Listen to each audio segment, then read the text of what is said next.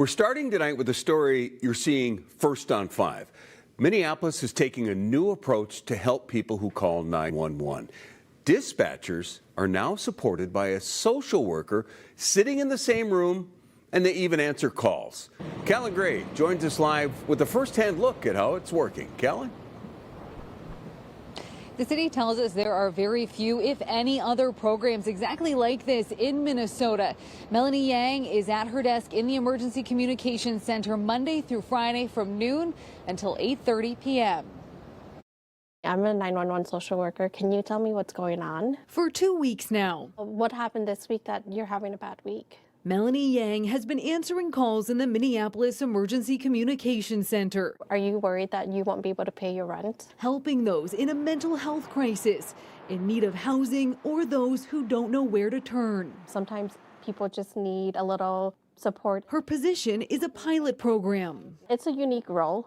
I will definitely say that. Yang hears the calls that come in. As a dispatcher determines whether she can help, Yang starts preparing resources. So far, she's taken about 30 calls. The fact that we have somebody to be able to turn over these people who can get a caring, supportive person to talk to for a longer period of time is very beneficial. Director Joni Hodney tells us it frees up dispatchers and police by providing support without always sending an officer. Keeping them available for the higher priority calls, making sure that those are handled while we give some alternative responses to some of the people calling in. The partnership with Hennepin County is also breaking down barriers. If somebody calls 911, if they're already receiving services through Hennepin County, the social worker is able to have access to that and can connect, whoever, maybe a case manager, for example, who's already working with that person. Adesola Oni with Hennepin County. So you're not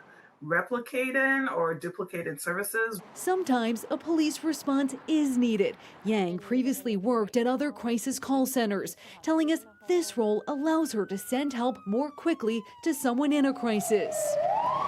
It's nice to be able to say, okay, yep, I can send the police to you with lights and sirens, and then send somebody who has that mental health training and profession to come out and talk to you after. It's a way to connect people to resources, but also save lives. Yes. The city says it hopes to eventually have a social worker in the center 24/7, and they hope to have multiple social workers there to work with those dispatchers. I asked both the city and the county how they're going to gauge success, given this is a pilot program. They told me they're going to listen to feedback from emergency responders in the community and look at the call data, who was helped, and the resources they were connected with. Reporting live from Minneapolis, Callan Gray, 5 Eyewitness News. Thank you, Callan.